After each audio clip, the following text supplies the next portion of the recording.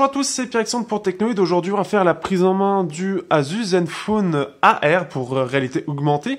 Et aujourd'hui, je vais vous présenter tout simplement comment fonctionne Google Tango avec quelques applications assez sympas. On va parler d'abord de la partie réalité augmentée, et ensuite on va partir sur la réalité virtuelle, puisque j'ai aussi le casque, puisqu'il est aussi compatible Google Daydream. Et donc, il y a le casque inclus, le casque de Google, qui permet de faire ça. Donc, il est inclus dans le packaging. Donc, en gros, ce jeu-là, en fait, c'est un système, vous allez créer, un espèce de monde parallèle, en plus de ça. Et donc, là, on peut voir que le petit avatar qui s'amuse dans le jeu se balade avec mon frigo. Tu vas reposer mon frigo, toi. Donc voilà un petit peu comment ça se passe. C'est-à-dire que vous avez une petite maison et en fait vous pouvez le replacer. Il faut replacer la sauvegarde. Alors la sauvegarde n'est pas super bien placée, mais ça va à peu près. Et en fait ça va jouer avec l'environnement, comme vous pouvez voir ici. Donc là par exemple, j'ai appuyé sur le champignon, je peux récupérer une pousse. Voilà, donc en gros on va faire son petit jardin chez soi, tout simplement. Donc là par exemple j'ai ici, donc là, vous voyez, hop. Donc là, en fait, j'ai mon avatar. Et vous voyez, je peux me déplacer, tout simplement. Je peux vraiment me déplacer comme cela sur la map. Donc d'ailleurs, on va enregistrer. Voilà, on va enregistrer comme ça. Je pourrais le mettre en même temps pour que vous voyez.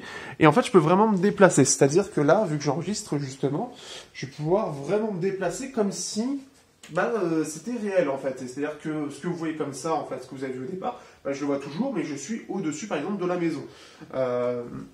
Voilà un petit peu pour comprendre, mais vous verrez ça dans la vidéo qui sera mise sur le côté en haut, puisque là, forcément, c'est pas implanté.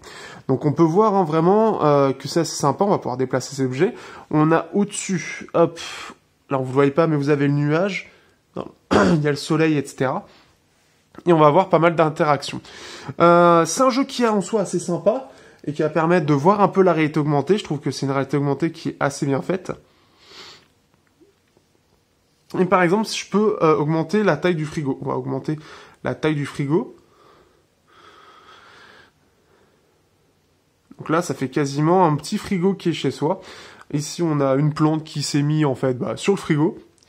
On a un champignon qui est apparu sur le mur là-bas. On va pouvoir, par exemple, mettre un champignon, on va pouvoir mettre une fleur là, on peut en mettre une... on va la mettre sur le carton, vous voyez, le carton est bien pris en compte. Hop, on va faire pleuvoir de la pluie de notre nuage qui est là-haut. D'ailleurs, je vais tirer le nuage. Donc, vous voyez, en plus, on peut vraiment jouer. C'est vraiment très très sympa, ce petit système-là en tout cas, et je trouve que ça montre vraiment toutes les capacités de la réalité augmentée. On peut voir que c'est très précis, les objets ne bougent pas, hein, c'est vraiment, c'est collé, et en fait on peut voir en fait ce quadrillage ici, toute la map en fait. C'est-à-dire que là, vous voyez, vous avez les interrogations, les points d'interrogation qui sont ici, qui sont en fait, je sais pas si ça se voit très très bien. On va le refaire, on va tourner la caméra. Et vous avez des points d'interrogation. Et vous voyez, c'est vite parti, c'est-à-dire que Google Tango, pour lui, il reconnaît pas cette partie de la pièce. Donc en fait, avec les différentes caméras qui sont dessus, ça va permettre de faire le repérage et il va les enregistrer, continuer en fait de l'utiliser comme ceci. Donc là, on a belle plante. On va mettre un peu de soleil. Le soleil qui est au-dessus de moi. Donc là, hop, ça va faire du bien à la plante. Et l'autre, il se barre avec ma plante. Donc sympathique. Hop, ok. Donc après on peut faire, tout simplement, après c'est notre jardin, donc à nous de s'en occuper tout simplement. Mais c'est un jeu qui montre vraiment la VR. D'ailleurs, hop, la plante là-bas, je l'ai pas fait. Qui montre vraiment la VR. On peut voir vraiment des choses très très sympas. C'est vraiment quelque chose qui est en 3D, qui est vraiment en plus.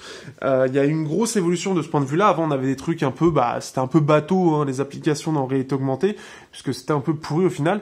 Alors que là, c'est vraiment très bien fait. C'est en 3D et c'est plutôt bien modélisé. Ça reste très dessin animé, mais ce qui est bien, c'est que ça utilise vraiment l'environnement pour pouvoir... hop, il y a un truc à récupérer, d'accord. Pour pouvoir créer tout simplement son petit jardin, ces petites choses. Ce qui est assez sympa. Pour rappel, hein, je sais même plus vu que j'ai refait plusieurs fois la vidéo, on peut voir là le capteur laser, on a 3 capteurs qui servent, on a le capteur principal qui sert aussi pour la photo, un deuxième capteur pour la profondeur, et le troisième pour gérer les distances, en fait, savoir la distance exacte. C'est marqué exactement sur le site d'Asus, et après on a les systèmes classiques de laser, RGB et les 3 flashs, enfin les 2 flashs et je sais plus quoi, pour ce système-là. Donc ce qui fait qu'en fait on a ce système-là qui est le système classique d'appareil photo qu'on a sur les smartphones et ce système-là qui est vraiment lié uniquement à Google Tango. On va montrer un autre jeu, on va pouvoir montrer par exemple tout ce qui est chez soi, savoir comment ça fonctionne. Quand par exemple on veut acheter un produit, puis on sait pas forcément quoi prendre. Alors on se dit mais est-ce que ça va faire bien chez moi? Est-ce que j'aurai la place? Est-ce que ceci, cela? On va faire un truc, voilà, comme ça sera mieux. Est-ce que j'aurai la place? Est-ce que j'aurai tout ça? Alors j'aimerais bien qu'il charge. On va aller chercher. Qu'est-ce que j'avais qui fonctionnait bien avec ça? Je crois que j'avais juste ça. On va le relancer, mais après il faut que le temps qu'il charge, mais ça permet en fait de voir, par exemple si on veut mettre un fauteuil ou quoi que ce soit, par exemple on va aller chercher, tiens, un petit dressoir. Donc on choisit le dressoir, hop, on va le mettre en réalité augmentée. Il va aller chercher, hop, toutes les informations, forcément il faut qu'il la télécharge, donc on va la poser ici, donc là vous voyez ça se charge, ah non vous ne le voyez pas, oula, le dressoir est assez grand. Le dressoir est assez grand, comme on peut le voir. Et donc, ce qui fait que ça prend beaucoup de place. Donc, ça prend beaucoup de place, forcément.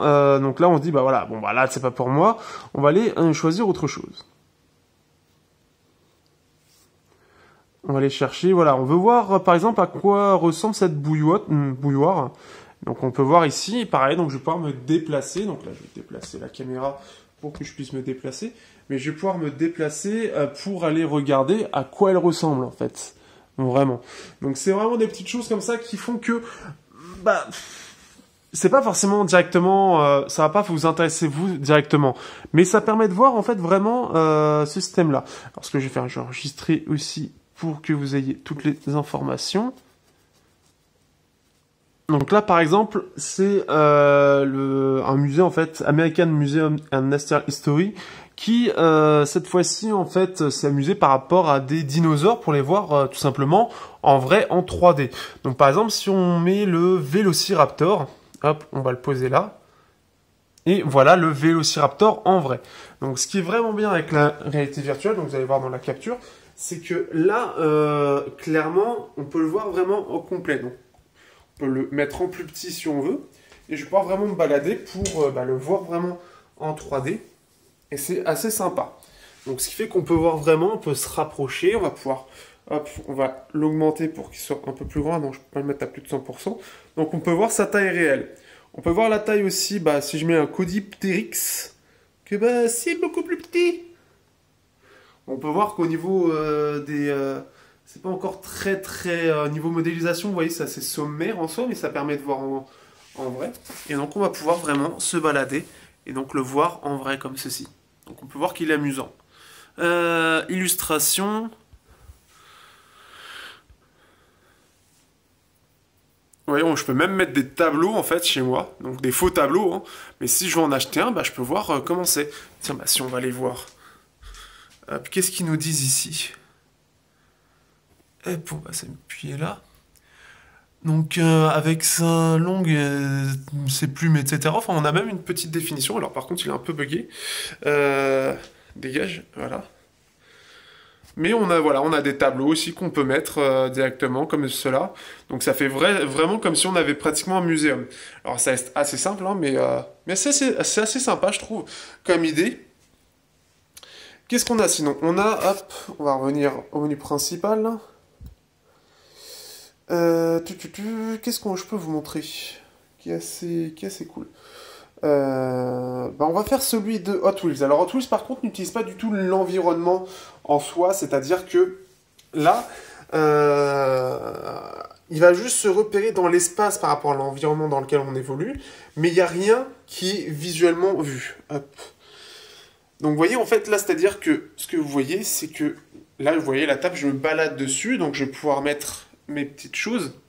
Par contre, si vous regardez à la caméra, bah, j'ai l'air d'un con, puisque je suis en train de bouger sur rien en réalité. Donc, jouer ça dehors, c'est un peu compliqué. Donc, vous voyez, je vais faire mon petit circuit, on va s'amuser à faire un petit circuit sympa. Hop, on va faire encore ici. J'aurais même pu faire ça.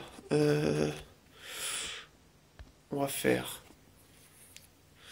On va faire un petit looping, il est où le looping? Hop. Comme ça. Ça va ressembler à rien, mais ça va être pour déconner. Quoique non, on va le remplacer. Hop, hop. Et ce qui est vraiment sympa, c'est que vraiment on a un jeu Hot Wheels, mais bah, dans sa poche en fait. Bon, après, il faut kiffer faire ça directement hop, un peu partout. Et pour ceux qui sont fans et ceux qui bah, n'ont pas forcément l'argent pour se l'acheter, bah voilà. Donc là, c'est un circuit à la con, clairement. Mais on va voir. Donc là, on va par exemple le lancer. Hop. Et là, hop, je vais mettre un peu de puissance. Et on va pouvoir le suivre comme ça. Hop. Et vraiment, je trouve ça très sympa de pouvoir voir bah, ça, en fait, de pouvoir se balader vraiment sur le niveau, comme si on y était. Comme si on avait vraiment un petit garage, un petit truc comme ça. Je trouve ça assez marrant, et ce qui fait que bah, voilà, on va pouvoir créer des circuits. Alors, on a aussi des challenges. Là, c'est vraiment la table de base qui nous donne, mais on a des challenges qu'on peut remplir. Et donc, grâce à ça, grâce à ce côté un peu en 3D, bah, ça permet de donner un peu plus vie et de pas avoir à se déplacer à la manette ou de faire des petits mouvements tactiles. Là, c'est vraiment nous qui devons nous amuser à faire tout ça. Alors, par contre, là, comment c'est géré? Ça, par exemple, on va le virer. On va tester comme ça, vite fait, même si c'est incomplet. Juste voir comment, hop. Ah oui, je l'avais déjà fait, celui-là, je l'avais pas fini. Par exemple, ici, hop, restart. Donc c'est bloqué. Mais voilà un petit peu le délire, un petit peu que c'est, on va pas y rester très longtemps. Donc ça, c'est le jeu Hot Wheels qui je trouve est vraiment sympa. Donc voilà un petit peu, et ce qui est vraiment bien, c'est qu'on va vraiment évoluer dans ce monde. Qu'est-ce qu'on a d'autre? On a par exemple... Qu'est-ce qu'il y avait? Je crois que c'était ça qui était assez marrant. Donc c'est Ark World Explorer. Alors là, on va avoir un vaisseau qui va falloir entretenir. Alors par contre, j'ai rien compris, mais ça va permettre de montrer un petit peu. Donc là, on a notre vaisseau.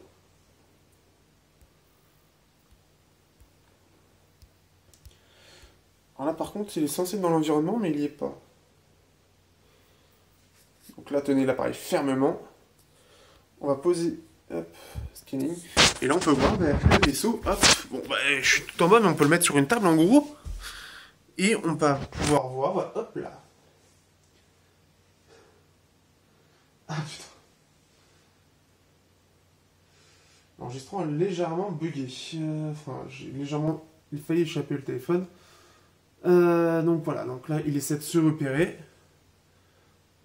Donc là, il essaie de trouver une position pour l'appareil. Mais je crois que là, je l'ai fait bugger vu qu'il a perdu la position. Hop, on va aller sur autre chose. Parce que là, ça va pas être le plus intéressant. Allez, Dart VR. On va voir Dart VR. Je crois que je l'ai pas encore lancé, lui. Mais vraiment... Ah non, c'est de la VR. Qu'est-ce que je dis qu'est-ce qu'il y avait d'autre? J'avais téléchargé d'autres trucs, je crois. Voilà, j'ai téléchargé pas mal de choses. Tout ça, c'est de la VR. Ça, on le verra après. Fury of the Tango. Donc ça, c'est encore un autre jeu. Hop, on va prendre en anglais. Vu qu'il n'y a pas de français raciste. Hop, on va se remettre là. Donc, hein, en gros, bon, bah voilà, c'est le délire... hop, on va faire play. Donc, hop. Là, c'est un petit jeu, bah en fait, c'est un espèce de petit tower défense, en gros, où on est Dieu. Hop. Et donc là, en fait, on lance des flammes, et donc on peut voir le niveau. On a d'autres types de jeux où on va voir directement l'environnement. Donc là, par exemple, là, voilà, je bouge pas, mais je peux très bien me déplacer, je peux regarder autour. Donc là, par exemple, pour l'instant, ils viennent d'ici, donc ça va aller. Mais je peux m'approcher. Et voilà ce que ça donne. Par exemple, il y en a qui viennent d'ici, hop, je vais m'approcher comme ça. Alors vous imaginez bien, hein, ça, c'est vraiment un jeu qui se joue chez nous. Par contre, eux, ils veulent pas cramer ou quoi?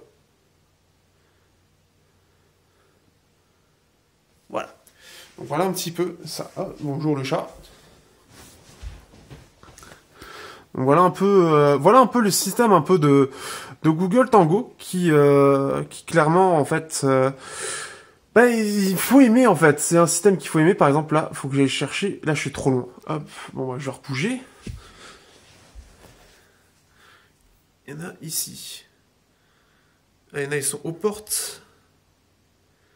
Bon, après, le jeu en lui-même est pas très. Je le trouve pas très fun pour l'instant. Après, c'est peut-être les premiers niveaux. Mais voilà un peu ce que c'est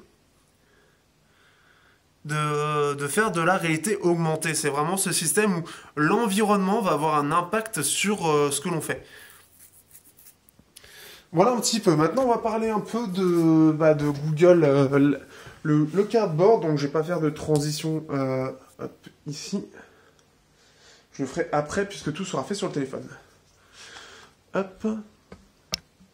Donc, le Google Cardboard, à lui, alors, c'est un casque qui est assez simpliste. Alors, comme vous l'avez vu, j'ai testé il y a quelques jours un casque de chez Shinecon, hein, que Banggood m'avait envoyé. On va baisser un petit peu pour que je puisse vous expliquer. Hop.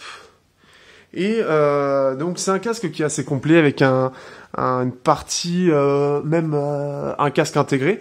Donc là, alors ce qui est bien, il y a une grosse évolution puisque ce n'est plus en carton hein, pour le coup. Donc ça c'est une grosse évolution, mais ils ont décidé de partir sur du tissu. Donc en soi c'est plutôt pas mal. Hop. En soi c'est plutôt pas mal. Donc on a ce système. Alors ça, le plastique, je ne sais absolument pas. Oui, c'est pour la télécommande. Donc en fait, vous avez une télécommande maintenant qui est là-bas pour le coup, et qui va permettre un peu comme le HTC Vive d'avoir une télécommande. Vous allez le voir en fait juste après, donc en mode VR. Donc ce qui fait que là, je le mettrai en plein écran et pourrez voir en plein écran pour ceux qui ont un casque VR comment ça marche. Et ce qui fait que voilà un petit peu ce qu'il y a ici. Alors par contre, pour moi, les deux problèmes qu'il y a pour moi sur ce casque, c'est qu'on ne peut faire aucun réglage. Donc si je veux enlever mes lunettes pour l'utiliser, bah c'est pas possible, c'est forcément avec les lunettes. Bon, au moins ils les prennent en charge les lunettes, mais c'est pas forcément ça le problème. Et qu'il n'y a rien par-dessus, en fait, au-dessus, c'est que sur les côtés. Donc ce qui fait que c'est pas terrible, puisque le casque aura tendance en fait à aller vers l'avant. Donc c'est pas très, je trouve, de très bonne qualité de ce point de vue-là. Donc c'est un casque un peu moyen de chez Google, je trouve, surtout que c'est Google qui le fait, donc pour moi je m'attendais quand même à une meilleure qualité. C'est un peu moyen, je m'attendais à une meilleure qualité. Donc je suis un peu déçu de ce point de vue-là. Donc ce qui fait qu'on va quand même passer sur la partie Google Daydream, qui est elle assez intéressante. Si vous avez un casque VR, n'hésitez pas à le mettre directement pour voir un peu ce que ça vaut. On se retrouve sur le Google Daydream. Donc ce qui fait que là, on peut voir vraiment qu'on a un environnement qui est assez sympa. On peut voir par contre ça saccade un petit peu, alors c'est un peu dernièrement, d'habitude ça saccadait pas, mais là ça saccade. Et ce qui fait que, alors pour moi la première chose, on est encore sur on est sur de la 2K en termes de résolution, elle se fait qu'on peut voir encore, pour ceux qui ont mis le casque VR, qu'on a encore une résolution qui est encore assez mauvaise, puisqu'on voit des gros pixels. Si on va par exemple ici sur Netflix VR, on va voir vraiment, là ça saute aux yeux. C'est-à-dire que Netflix, eux, ce qu'ils ont fait, c'est qu'on est comme si on était dans un putain de salon en hiver, etc. Bon, c'est assez sympa, mais le problème c'est qu'on ne profite pas du plein écran, même si ça reste correct. Après, j'aime bien l'ambiance. L'ambiance, c'est assez sympa. Hop. Et donc, si on regarde par exemple, bon, allez, on va lancer ça. Donc là, vous voyez, on a la montagne, un petit chalet. Je trouve ça assez sympa. Ça, c'est joli. D'ailleurs, je savais pas qu'il y avait ça au-dessus. Mais j'aime bien, il y a quelques références à Netflix. Et voilà. Alors, vous voyez, justement, on a cette télécommande. Donc, elle ressemble vraiment à ça en vrai. Donc, on a juste un bouton volume qui sont à droite, en fait, sur cette tranche-là. Mais voilà un petit peu. On a toute cette partie tactile. Et on a, hop. Et on a, en fait, deux boutons. Donc, un bouton moins, un bouton retour. Et donc, on a ce pointeur qui se met. Donc là, forcément, il n'y a pas de volume. Mais voilà ce que ça donne. Et pour ceux qui sont... Hop, pour ceux qui sont devant, en fait, bah justement, ce qui saute aux yeux, c'est que la résolution est encore vraiment pas extraordinaire.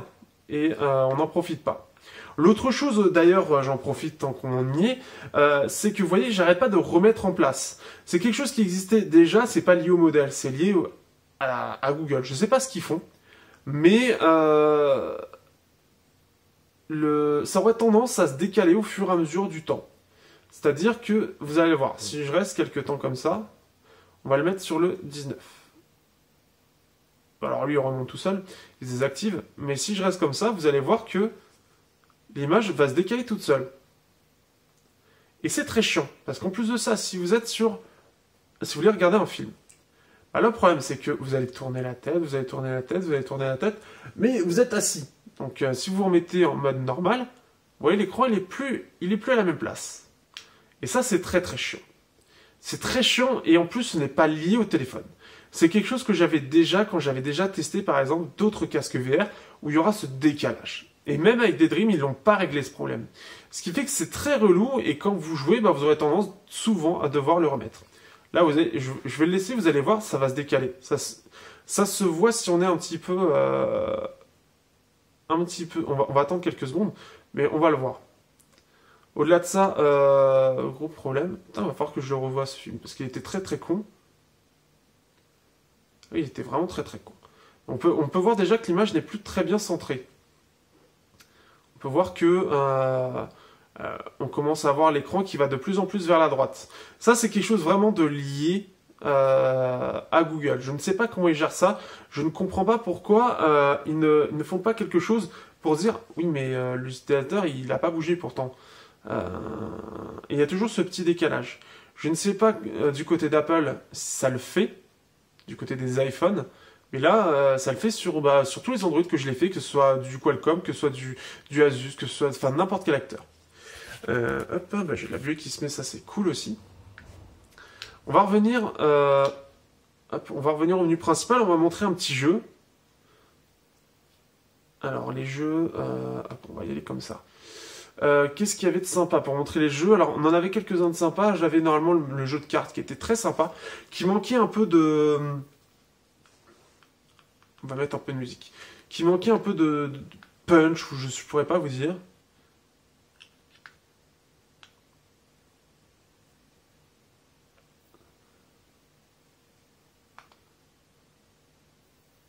Je crois qu'il est un peu bugué. Putain. Mais il est con ce truc. Alors, parfois il va nous mettre ça, et je ne sais pas pourquoi.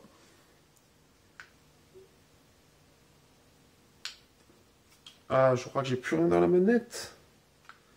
Ah non.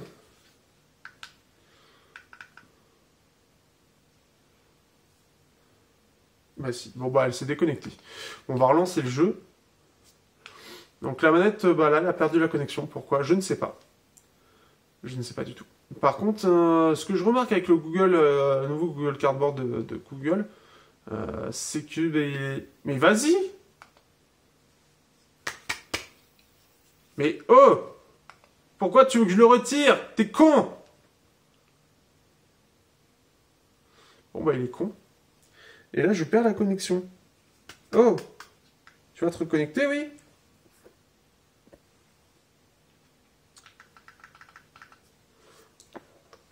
Bah il est con.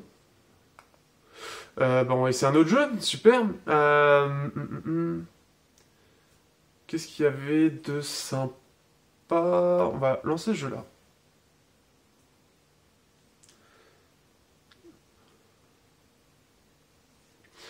Donc ça, c'est le type de transition qu'il faut arriver à combler que je ne sais pas faire. Ce qui fait que, à part de la buée, c'est très sympa le Google Cardboard. Et pourtant, juste bouger un peu. Là, c'est vrai que j'ai tendance à être vite chaud. Par contre, avec l'autre que j'ai testé, je m'en sortais mieux. Donc là, en fait, c'est un jeu d'hélicoptère. Ah oui, alors ça... C'est-à-dire que moi, j'ai tendance à appuyer sur la touche menu au lieu de la touche du jeu. Donc, ce qui fait que c'est super bien, puisque on ressort du jeu, donc il le relance. Bref, vous l'aurez compris, en termes de VR, on a une petite évolution qui est assez sympa, notamment avec cette manette. J'ai pas continué parce que, tout simplement, l'appareil a planté. Et surtout, le Google Cardboard a aussi la fâcheuse tendance à faire des faux contacts en termes de touches. Ce qui fait qu'en fait, je vous explique. En gros, vous avez en fait ce système, regardez bien comment se met l'appareil. L'appareil se met comme ça. Le problème, c'est que il aura tendance, alors je sais pas comment, c'est assez incroyable, pourtant les touches touchent l'écran, mais il aura tendance à faire des faux contacts avec le touche retour ou ça. Donc ce qui fait que de temps en temps, bah ça va vous sortir du jeu. Et c'est très casse-couille. Donc ce qui fait que bah, j'ai arrêté ça, mais vous l'aurez compris, en fait, la manette sert vraiment pour tout. Alors je la montre d'ailleurs en réel. Elle sert pour tout. Et ce qui est bien, c'est qu'elle a 4 petits boutons comme ceci, en fait, autour, et ça reste tactile comme cela. Vous avez ce bouton-là et ce bouton-là, et vous avez donc la touche volume. Par contre, alors, truc très con, pour avoir le niveau de batterie, c'est-à-dire que vous pouvez pas le savoir. Il faut être dans le truc pour le savoir, donc il faut le faire de temps en temps, mais elle a l'air assez autonome. Mais voilà un petit peu, et surtout, en fait, avec ce Google Cardboard nouveau, l'angle est super serré, en fait. Parce que vous regardez, hop, quand vous regardez comme ça, le téléphone ressort carrément en fait. D'ailleurs, il n'y a rien pour dire est-ce qu'il est bien centré ou pas si vous regardez bien. Ce qui fait que vous avez intérêt d'avoir bien mis au départ parce que sinon il faut le recentrer. Mais il n'y a rien qui permet de dire est-ce qu'il est bien centré ou pas. Je ne sais pas. Je ne sais pas. Donc ce qui fait que je trouve que il y a une évolution, mais c'est pas encore au point pour moi. Je trouve qu'il manque un truc, comme si c'était trop simpliste. Ils sont pas trop fait chier et ils ont sorti ça. Alors certes, ça passe pour tout, mais merde quoi. Enfin, je veux dire, on sait même pas s'il est centré, on sait rien. Bon après en général, c'est vrai que c'est pas forcément le cas, mais rien que ces faux contacts avec ce type de contact là, ça me choque moi en fait parce que ce type de faux contact devrait pas y en avoir parce qu'en plus de ça. Je me demande comment ça se passe avec les S8 etc. vu qu'ils sont borderless. C'est vraiment la question que je me pose. Mais ce qui fait que je suis pas du tout convaincu par le casque. Par contre, les jeux sont assez intéressants. Les jeux sont même très intéressants. Mais c'est toujours, en fait, et ça vous le voyez sur Netflix quoi, c'est toujours ce problème de résolution. C'est-à-dire que là on est sur du 2K, ça a quand même une certaine finesse, mais comme on voit sur le film, il manque énormément de ces détails, il manque énormément de choses, ce qui fait que sur certains films d'action, certaines choses où on veut que ce soit bien détaillé, pour voir des expressions ou quoi que ce soit, ça manque d'un certain truc, et ce qui fait que je suis pas encore emballé par ça. Et ça manque aussi parfois un peu de luminosité. Donc ce qui fait que je suis pas encore emballé. Je suis pas allé plus loin pour la VR, hein, je suis désolé, après ça reste de la VR en soi, par contre ce qui est intéressant, et vu qu'il a l'air de me casser les couilles ce soir, c'est un peu compliqué. Ce qui est intéressant, c'est que on a vraiment ce système où il va être multifonction. Et donc, par exemple, sur le kart, ça va permettre de faire ça et d'avoir vraiment cette immersion très très sympathique. Ça ajoute vraiment un nouveau truc. Autre chose, il y avait un jeu aussi qui était assez sympa où on fait semblant de marcher, donc il faut être debout, et on fait semblant de marcher, et c'est un système à la Portal, sauf qu'on est vraiment le personnage. Par contre, le système où on doit marcher, pour ça, c'est pas encore parfaitement au point. On sent que c'est encore un petit peu, ça tâte le terrain. Ça tâte clairement le terrain. Dans les deux cas, pour moi, ce Asus, il est assez sympathique, mais il y a plein de petites choses qui font que c'est pas encore au point. Daydream est très intéressant. Il y a quelques jeux et ça commence à s'étoffer, il commence à y avoir un peu de tout. C'est pas encore parfait, mais je trouve ça intéressant. Surtout la gestion à la manette permet beaucoup de facilité. Au niveau de la réalité augmentée, on a des jeux sympas en fait. Je trouve que les jeux commencent à être sympas, encore un peu trop simplistes, et d'autres sont trop mal, sont trop mal optimisés. Clairement, il y en a un, mais c'est juste une horreur. Mais ça nous permet de voir un peu les petites possibilités qu'il y a de création autour de l'environnement. Il y en a qui l'utilisent, d'autres non, d'autres vont l'utiliser pour la gestion dans l'espace comme Hot Wheels, et d'autres vont être plus du type professionnel, comme on l'a vu, pour voir quand on achète quelque chose, de quelle taille ça fait ou quoi que ce soit, et de pouvoir se balader autour, de se rapprocher, de voir les détails, voir ce qui nous plaît visuellement, etc. Donc je trouve ça plutôt cool. Maintenant, c'est quelque chose qui se développe. Le problème, c'est que Google Daydream, très peu de smartphones sont compatibles, en tout cas en France très peu, et un Google Tango c'est encore pire puisqu'il y en a que deux. Il y a le Asus, ce Asus là qui est le haut de gamme, et en milieu de gamme on a le Novo Fab 2 Pro qui utilise le Snapdragon 652. Vu la puissance de calcul qu'il faut, c'est plus celui-là, parce qu'apparemment, sur le Fab 2 Pro, c'était pas exceptionnel. Ça avait tendance à pas mal saccader, puisque ça demande énormément de puissance. C'est pour ça qu'on a un Snapdragon 821 qui était à ce moment-là le plus puissant lorsqu'il était annoncé. Avec 8 Go de RAM, parce que bah, forcément ça prend beaucoup de ressources pour calculer l'environnement, comme on l'a vu dans World. Donc ce qui fait que c'est intéressant, c'est encore au début. Ceux qui seraient prêts à l'acheter, c'est ceux qui veulent tester ça, mais est-ce que... Après ça reste un très bon téléphone, mais vous avez ce petit truc en plus. Après, est-ce que vous êtes prêt à débourser 900 € pour ça? C'est là où c'est plus compliqué, je pense que c'est plus les personnalisés, c'est pas n'importe qui peut se l'acheter. Donc moi je vous dis à bientôt pour le test. Si vous avez des questions, n'hésitez pas et on se dit à bientôt.